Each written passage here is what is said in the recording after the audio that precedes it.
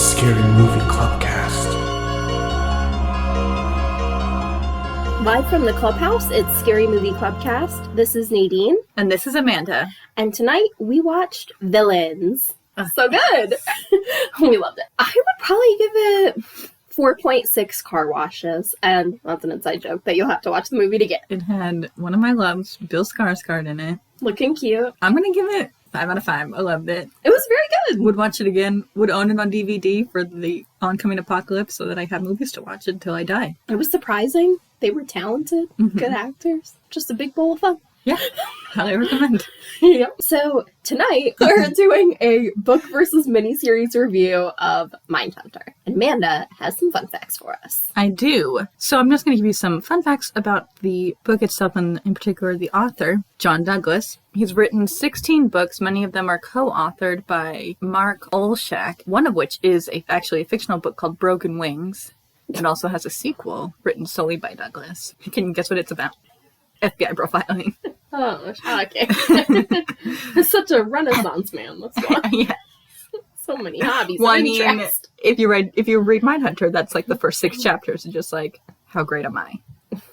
Anyway, so he also consulted on the movie Lovely Bones, which is... That movie made it hard for me to continue my love of Tucci. I know. I was like, you're playing this role too well. I'm not into it. I know. That book was also upsetting. Oh, I'm sure. Very descriptive. Oh, no. Yeah, you don't want it. It's a movie and book about child murders. Also, fun fact, Mandy Patinkin's character and the character David Rossi in the popular show Criminal Minds. After watching this, I really wanted to just watch all Criminal Minds again. You can. It's all places. I know. It is a lot to rewatch. But so those characters are also rumored to be modeled after John Douglas. Also, because he's a writer in the show. He writes like romance novels though, right? In the show. Maybe. I don't really remember. I wasn't there for the characters. I was there for the murders. Anyway, also, Douglas has written extensively in support of Amanda Knox, the woman who was believed to have had part in killing her roommate. I think she's been exonerated since then, according to the documentary I watched. So he believes her. Yeah, I don't. It's too suspicious. But he's written a lot about how he believes her innocence in his book, The Forgotten Killer. In addition, Douglas provided an analysis for JonBenet Ramsey's case and concluded that neither John Patsy nor their son were responsible for JonBenet's death. And so now something about his co-author, Mark Olshak, has also helped write books about public health, talking specifically about flu pandemics and how we as a society are not ready for them. That was back in 2017. Lived it. Know it. Yep. Right here. Just thought that was fun. I was like, oh. Fun in a depressing way. Yes. In a funny, wah sort of way. In a funny, I'm not crying, you're crying sort of way. Yeah. And together the two of them formed Mindhunter Inc. before the book was released. Embarrassing. I know. Even though it's kind of like us. All right. And so, just so you know, Mindhunter was originally published in 1995. And the show was adapted for Netflix in 2017. So in the book, John Douglas mentions BTK. And so just keep in mind, he wasn't captured until 2005. And also that's something to keep in mind during the show. Also, it blows my mind. Like, the BTK was running around until 2005. Like, I was like... You know what else blows my mind? Is, what is the shaving situation in prison? Because BTK maintained his ugly mustache. Shaving his mustache should have been part of the punishment. But if you watch the show Mindhunter, Kemper has his mustache the whole time. I know, Kemper too. I thought the same about both of them. So then I also have some facts from the book. And these are the kind of facts, kind of opinions of just John Douglas. I already know your opinions. Well, let's hear them in written down format. Well, they're not opinions of him. They're his opinions that he puts in the book.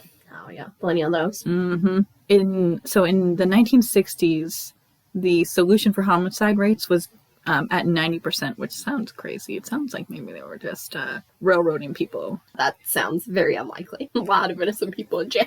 John Douglas thinks that though, despite now that we have more technology and like the solution rate is going down, like the crime rate's going up, and that more crimes are being done by strangers who are serial offenders that will commit crimes until they are jailed or killed, versus the other ones before were mostly done by people who knew the victims. Mm-hmm. He also states that most serial killers are quote unquote losers in real life. And is that the truth? Yes. One of the podcasts I listened to also describes them similarly. It's like they're just like they're failures, basically. Like they're not good at anything but killing people, but they're not good at not getting caught. So there's that too. So yeah, most serial killers are losers, and they seek an occupations like police officer so they can have control over people and be respected. And then failing to become police officers, serial killers will try other occupations like security guard, and will do things like hang out at cop bars and drive vehicles that are similar to those owned by police officers.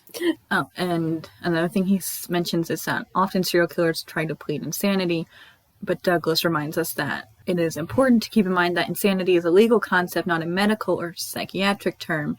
It does not mean someone is not sick. It has to do with whether that person is responsible for his or her actions. Serial killers are responsible for themselves enough to plan and or cover up their crimes. Even if they have mental health problems, they are aware of what they are doing. And so a vast majority of serial killers are men, and Douglas says the reason he believes that this is because women seem to internalize their stressors rather than lashing out at others. They tend to punish themselves for such things as alcoholism, drugs, prostitution, and suicide. And then something that he adds is something that Bill Tefeo, one of Quantico's futurists, believes that it's not more policed that'll solve the problem, is that he thinks that we need an army of social workers to help families in need so that serial killers aren't formed to begin with. Yeah. And better families, too, for kids to go to who are in need. Mm-hmm. Like, more good families. Yes. Now, show facts. So, in the show, it centers around Holden Ford, who is basically like this, like, genius-level profiler, basically. Blue flamer. Yep. Hard blue flamer, much like Douglas himself, which is why he's the character that's modeled after John. And so basically the whole show, just like the book, is about the forming of the behavioral science unit and in the FBI and how they use that to help solve crimes. The character Bill Trench is based off of the other founder of the behavioral science unit, Robert Ressler, who's the one who actually coined the term serial killer for multiple murderers. We also have Wendy Carr, who is based on Dr. Ann Walbert Burgess, who also pioneered the study and treatment for victims of sexual violence. She also co-founded counseling programs for the treatment of trauma in Boston City Hospital and teaches at Boston College today. Together, the three real-life people who were the inspiration for the characters worked together to form the BAU, and also wrote the book Sexual Homicide, Patterns and Motives, which, if you Google it, there's like the little like profile about the book. Under genre, it says self-help book. So in one of the final scenes in season 1, Holden meets Kemper, his hospital room, because he's just trying to kill himself as a way to get Holden's attention, according to the story. And Kemper stands over Ford and says, "I could kill you right now pretty easily." In reality, a similar interaction took place between Kemper and the real-life Robert Ressler. Ressler made arrangements to meet with Kemper for an in-depth interview, and the prison guards placed him alone with the killer in a cell normally reserved for inmates the night before their execution. At the end of the meeting, Ressler pushed the button to summon the guards, but none appeared. Kemper noticed Ressler's nervousness, told him, "If I went apeshit in here, you'd be in a lot of trouble, wouldn't you? I could screw your head off and place it on the table to greet the guard." Ressler recognized the precariousness of the situation he had allowed himself to get in meeting with Kemper alone. He fell back on his hostage negotiating techniques that he helped design for the FBI and kept Kemper talking until the guard finally arrived and removed Kemper from the cell. Kemper later claimed he was joking. Following the incident, Ressler changed the interview protocol so that no one would ever be interviewed alone with a subject in the future. Kemper could have taken both of them. I'm pretty sure. He was 6'9". Guy is like enormous. There's this one picture of like Kemper with two of the prison guards, and they look so tiny. Like it looks like two children are walking him to the prison cell. So another fun thing is in episode 2.5, which I guess is season 2, episode 5. In that one, they meet with Charles Manson. And in the car, Bill's watch stops working, and Ford asks, "Is something wrong with your watch?" During Manson's real-life trial in court, Vincent Bugliosi recalls an intense moment after Manson gave one of his evil glares, after which Vincent looked down at his wristwatch and the battery had died and stopped working. Vincent recalls that being one of the most chilling experiences. Also, the man who plays Manson in that episode also plays Manson in Once Upon a Time in Hollywood. Mm-hmm. As he should. Yeah. I mean, there's never been such a good your calling. look-alike. Yeah. Most of the most interesting facts are from that episode, actually. So in that episode, they can't meet with Manson right away. So they decide, let's meet with Ed Kemper. He's here. Mm-hmm. Which We apparently... wanted to make Manson a little jelly. Because apparently there really was that real-life jealousy that existed. I feel like that was a really hard prison. Because I read somewhere that Manson got lit on fire and 18% of his body got burned. Yeah. They give them matches? I don't know. Yeah, What's they smoked happening? cigarettes. Yeah, I know. I guess I knew that they smoked cigarettes. Somehow they got turpentine and threw it all over him and then lit him on fire. Oof. Yeah, and Kemper also got his throat slit. Yeah, that one I remember. But so yeah, in that episode, Ed Kemper is recording audiobooks. In real life, Kemper spent over 5,000 hours recording books for the blind, stopping only after suffering a stroke in 2015. So we could listen to... Yes. Yes. I don't like it. Yeah. And I guess people do, right? Yeah. Up until 2015, he was doing it. I don't know what books he did. I know. I need to know. They should have had him do Mindhunter. They really should have, though. I mean, he's like the star. This guy, I hated his voice. I hated everything about him. And then the fact that he pronounced Geen as Gine. I was, every time I was like, just stop, just never say it again. Luckily, he doesn't actually say it that many times. I know, I feel like it's just your Virgo that was like, I'm gonna die the second time he says it. Because it's not like that name hasn't been said like a billion times all over everywhere. And you would think that like, it's your job to like, know how to pronounce things and you're recording an audiobook, like, you would pronounce it correctly. That is true. And it is embarrassing sometimes. So, a fact from back in the first season, in it, Holden is dating Debbie, who it's a very unbelievable relationship. Like, maybe at first they would have had like a little fling, but I feel like it would have fizzled out midway through. Yeah, like season literally, 1. what is she getting out of it? I did think it was funny when they broke up, when he was like, the last 10 times we've been together, you've seemed like really unhappy. And I was like, and you've done nothing to improve this. Like, of course you guys are breaking up. You're the worst. But anyway, so that first season, his girlfriend Debbie drives a VW bike, a cream-colored one, which actually happens to be the same color that Ted Bundy drove, like, before his original capture. Man loved a VW. Mm-hmm. So did lots of killers. Yeah, so did lots of killers, which is something that John Douglas mentions in his book. And so Ted Bundy said that he liked it because you could remove the passenger seat, and it's easier to get an unconscious body in and out of the car that way. Also, Douglas himself drove a VW. Yeah, you gotta get in the mind. So, in the show, they also interview Paul Bateson, who is interviewed by Wendy and that other guy. I don't remember his name in the show, don't know the actor's name, don't care, he was bland. But they interview him, he was a killer and real-life radiologist. He's also the famous killer in the background of The Exorcist. What? That killer, in real life, the killer, Oh, okay. Paul Bateson, is the guy who's in the background of The Exorcist. They only arrested him for one murder, but they suspect him of 6 others, known as the bag murders. And since he was released from prison in 2003, and after completing his parole, his whereabouts are unknown, and he's believed to be dead. Oh, so Brian Trench, Bill's son, their adopted little boy. So there's this whole storyline in the show where Bill has his adopted son, and he is present at a terrible murder death of this little toddler. It's very upsetting. Bill's story is so sad.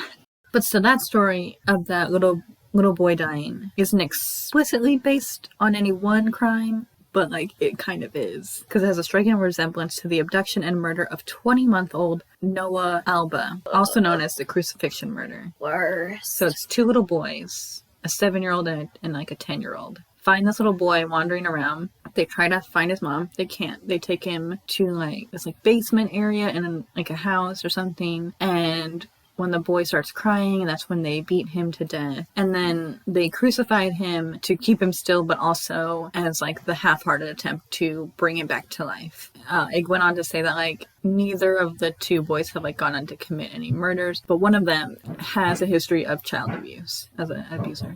All right, and then that's all my fun facts. But yeah, the show, like a majority of the interactions that they have with the serial killers are like based on like very closely to real life events. I kind of loved like the opening scene when that guy shoots himself, because oh my gosh, it is so gory and graphic. But then honestly, that's probably like the most gory graphic thing that happened. It is. Speaking of that scene, because there's after that, that Holden is like super upset because he's like feels like he failed. Because, I mean, basically he did. He wasn't able to end this hostage situation in a peaceful way. I mean, sure, none of the hostages were hurt, but, like, that guy still kills himself. He has that blood stain on the wrist of his shirt. At the end of the second season, he has a stain in the same spot, like, in the exact same shape on his shirt that he has to try and clean off. It's like ketchup or pasta sauce or something, though. This time, not blood. Yeah. I didn't notice that. Which I watched them also, like, Yeah. quickly together. It was not hard to notice.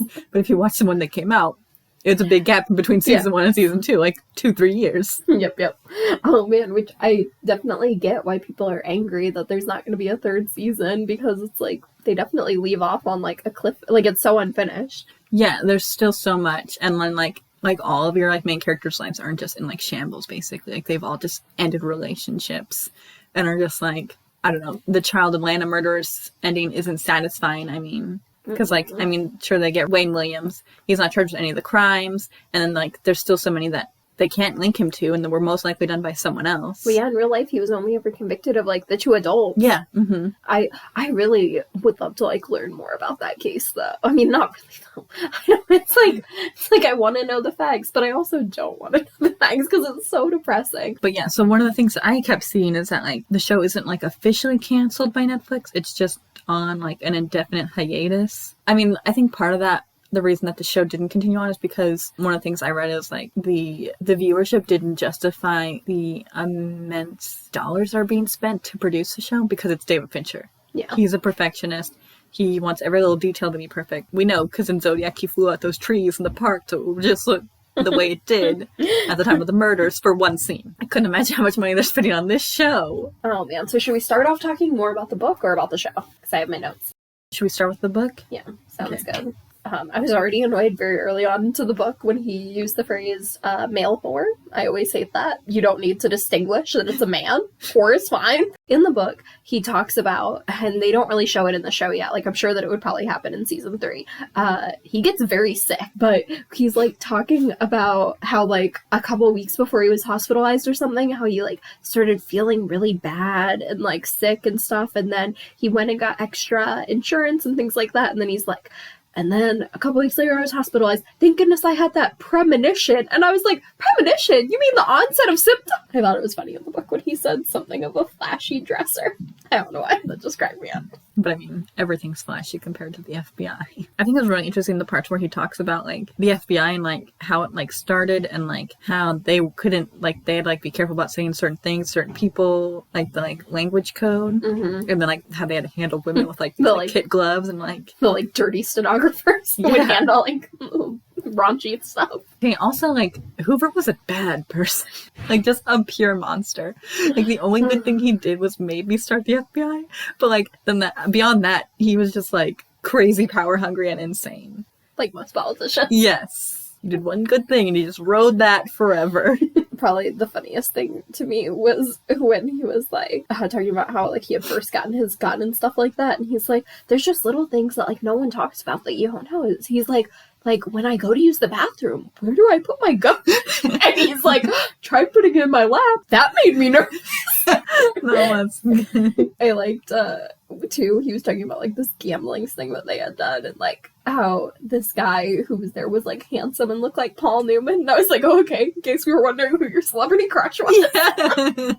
Paul Newman was very handsome. Oh man, I also thought it was very funny when he was talking about like when he starts dating his wife, how she's in college and like it makes all of her college friends pretty like uncomfortable. Like, yeah, just like in the show when Debbie is dating Holden. And in the book, he thinks that it's like only because he's in the FBI, and he's like, because these crazy college kids are so arrogant, and they think that the FBI would want to spy on them, which would be totally crazy, except for we were doing that sort of thing. And I was like, then it's not crazy. Yeah. I mean, sorry, you're just kind of a narc and everyone can see it. Yeah. Which, man, they really did dress him like such a narc. Like, I mean, he was like always wearing suits. He's like, well, what would you, when Debbie asked, like, what would you wear if you like could wear anything? Yeah, and he's like, I'd still wear my suit. I know. Get out. And he asked her, and she was like, Nothing. What is going on? Oh my gosh. It was crazy in the book. That guy who got fired because he kept interviewing those high school girls for like positions, and then he'd be like, are you a virgin? And if she said no, then he would ask her on a date? That was creepy. It is creepy. There are creeps everywhere.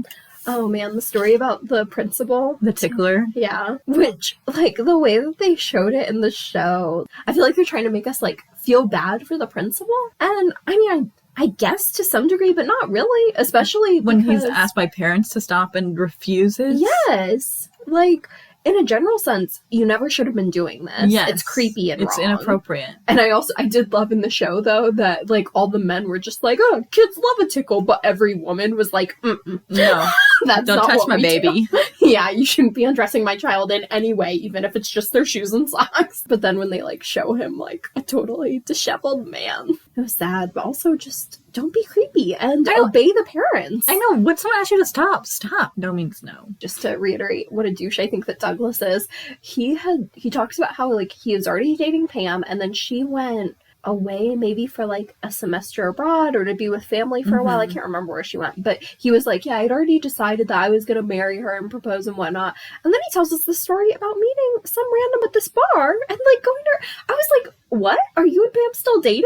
Because you're about to propose. I mean, it's a very strange relationship between the two of them, because, like, they eventually get divorced, but he still speaks very highly of her throughout Pam throughout the book. Yeah. I mean, it seems like it, like, took a while for them to get there, I think, because I think it's, like, been a while from the divorce when he writes the book. Yes. But, yeah, I wonder, like, what she would say.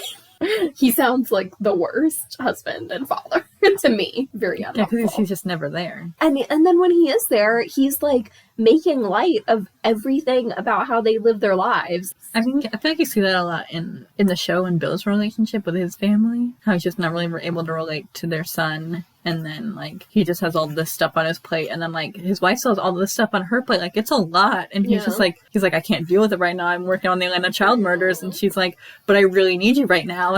I know. He tries, though. It was so... I loved their family. They were the cutest part of the show to me. Yeah. Especially that first season. They were like, oh my gosh, I love them. I know. I think my favorite, like, parts with them were they go out to dinner and it's, like, going a little iffy anyway. And then when they get home, their son had found a picture of the crime scene, and then the babysitter had found it, and his wife's already, like, at the end of her freaking rope, and then the babysitter is like, I'm not coming back here. Yeah. Which, honestly, I understood, but I definitely feel for the wife, too, who's like, oh my gosh, like, so now I'm not gonna have any, like, breaks, and then it's like she and the husband really, like, get into it, and he, like, loses it, too, and I just felt for both of them, because I was like, it's so hard in a relationship when both of you are at the end of your rope, like, both of you are just done, you have nothing left to give, you're already, like, so angry. And then I thought that it was so sweet that she just, like, could see that he was also feeling the same, and so she just, like, gave him a hug, and she was like, and then when something happened with her, and it was her, like, job that was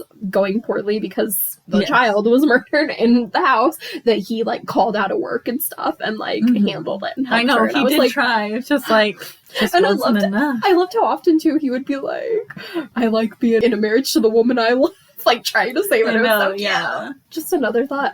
I feel like that's what really bothered me about so many sex scenes in this show, because I really felt like there were a lot, and not drawn to the story, like, hardly at all. No. And to me, that's what really shows that, like, they really had nothing to do with the story and was just about sex, because they don't show any sex scenes between this married couple. Also, I felt bad for that actor, Jonathan Groff. He's gay. Yeah, so I was like, you poor little baby.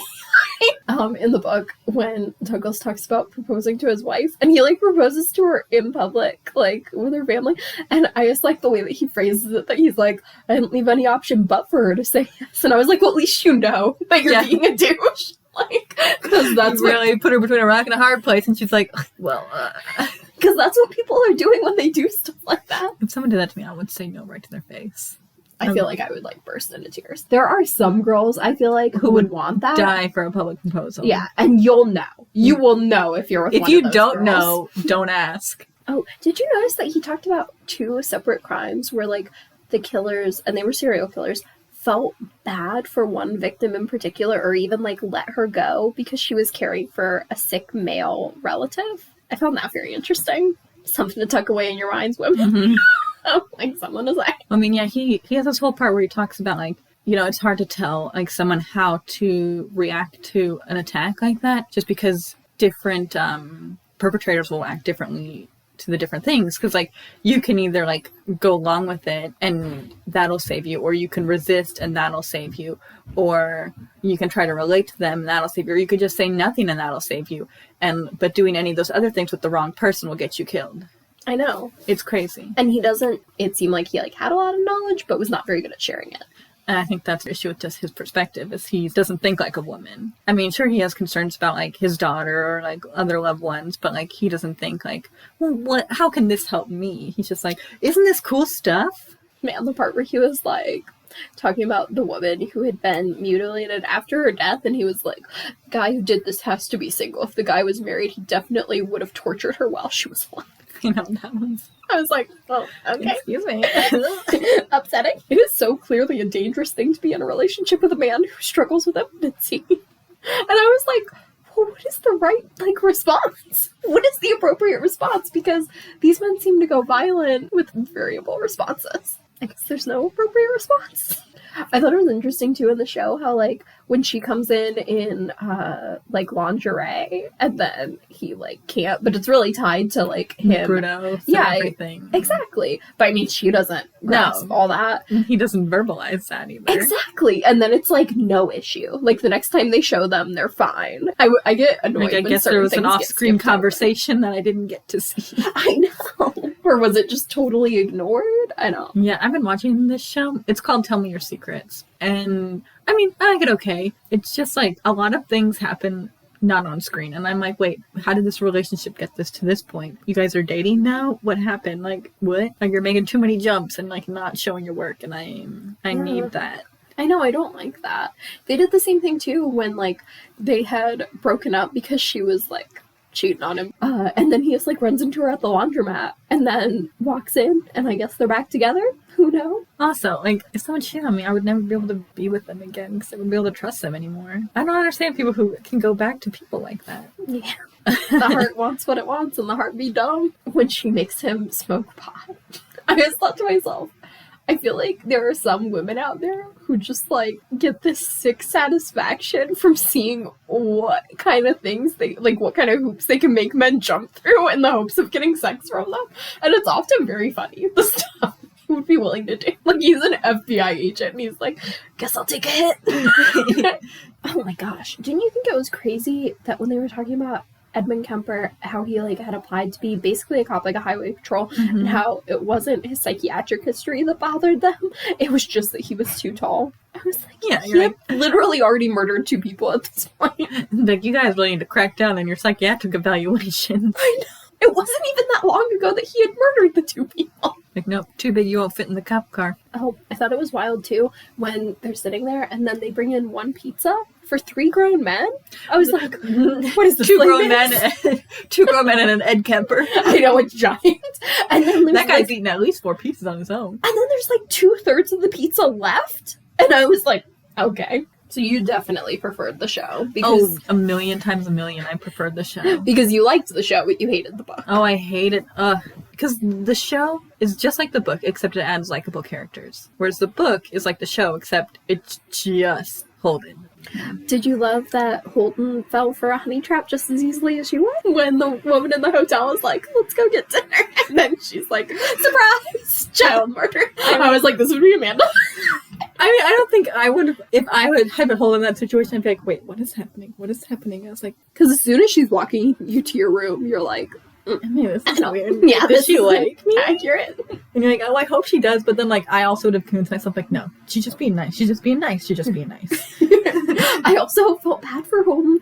They, like, set that food in front of him. And it's like, they keep telling him to eat, but it's like, obviously I can't eat while we're discussing this. Yeah, like, what am I, a douche? Like, I mean, you are, but like, he's good at showing empathy when he needs to. And he talks about it in the book, too, that whole stuff with, like, the crosses and them having all those hoops to jump through, and, like, the same thing with, like, trying to get the security people for the concert. Yeah. Those were very accurate to the book, and, like, what a nightmare. Like, I know. Come on. And, like, I feel like, I mean, Holden's not likable, but I felt so bad for him throughout the child murder thing, because he genuinely wants to help. He wants to be there. He wants to find this guy. He wants the murders to stop. And he keeps going to these people and, like, I'm going to do this. And then that he keeps getting pulled away. Like, Yeah. it's out of his control. It's just so upsetting. And then, like, you just see, like, he's the face of the FBI, so they're mad at him. And there's nothing he can do. He's not making the choices. His strings are being pulled by someone else. Yeah. It's so upsetting. It was funny when that one cop guy was, like, standing there and he was like, all right, so I heard that you wanted us to hand out some flyers. Sounds good. Let's do that. And then What do we need? Yeah. And he's like, ooh, gonna need a work order. Did you get the work order? Is it approved? You need to get the PO there. The PO, the work order, and then we're happy to do it. We're happy to do it. And then he comes back with it and he's like, oof. We're going to need to talk to labor unions. I'm so sad. It's so irritating, especially since, like, when they get the crosses and they need to be assembled still, and you're like, get out! Like, Really we didn't need it to be this, like... Clearly the wrong bid won out for this. Those chapters were definitely the hardest for me in the book. And they're so long. There were so many of those chapters. You know, which is... I mean, makes sense that the show focuses so heavily on the child murders in the second season. Would have been nice if BTK had just accidentally strangled himself while he was masturbating. Wouldn't it have been? I do think that the little parts with him are, like, funny. Like, when he was, like, on the couch, and then his wife brings out that, like, religious book, and she's like, or, like, what was it? It was, like, a sexual deviance book. And then walks. Also, the part where she, like, catches him in the bathroom and she just runs. Hilarious. Also, like, watching the show and, like, reading the book, it's like, you know, if some of these, like, behaviors weren't perceived as so deviant, I feel like a lot of, like, murders and stuff wouldn't happen. Like, if they had, like, a healthy way to express it. Like, because, like, a lot of, like, serial killers who prefer to kill men, like Jeffrey Dahmer and stuff, like, if their sexuality hadn't been so suppressed, maybe they would have been a little bit more normal. Maybe if BTK had a healthy way to get his BDSM desires out, he wouldn't have done the things he did. I mean, but it's hard to say. Yeah, it's hard to say. Especially when you think that, like, it's not like they're the only ones who are having those difficulties, and lots of other people just, like, found a way to cope. I know, it's just, like, because a lot of them, like, have, like, a lot of traumas in the past, and a lot of people have similar traumas, and or even worse.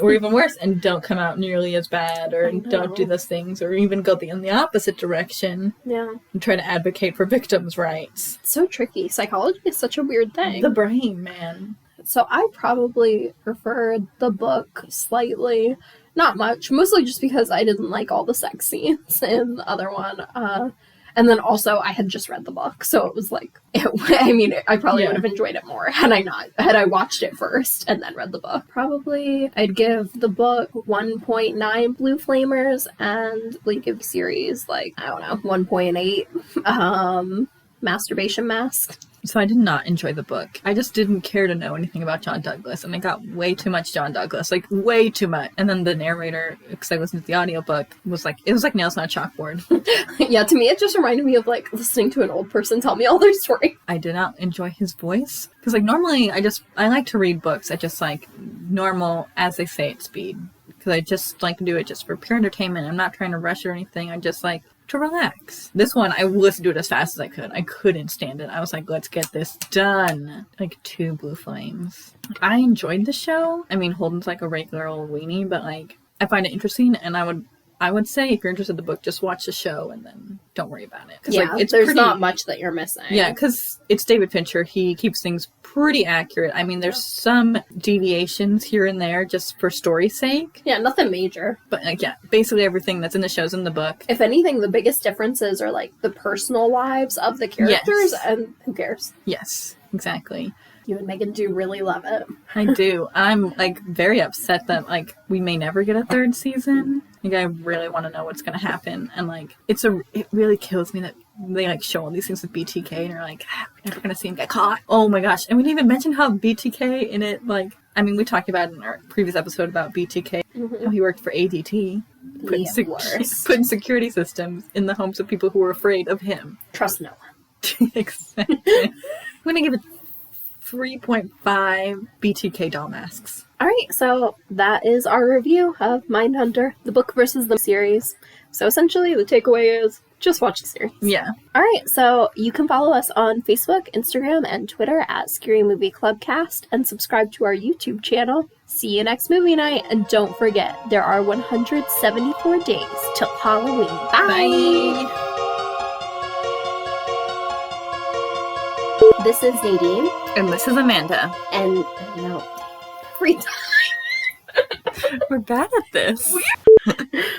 All right.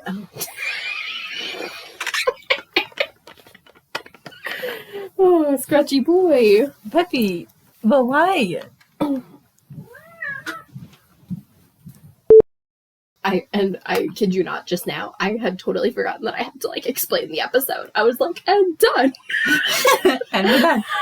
End of episode. I started downloading custom content for my Sims 2. And so I'd really rather I'm like, let's bang this out. Okay, not gonna lie to you.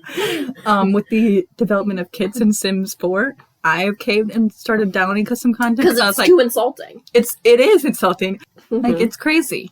I know. I tried adding in mods, but I haven't had a chance to test them. I was trying to test them right before I left here, and it was like 15 minutes before I was supposed to be here, and I was like, oh, I'm not even dressed.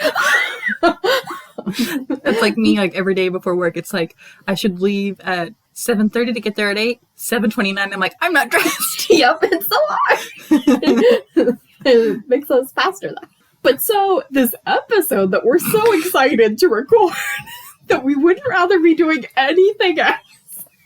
This is our heart's content. This is our dream. Yeah. All we want to do is talk about this. This has been my goal since I was born. lived up until now for this moment. Yes. I can't work like this.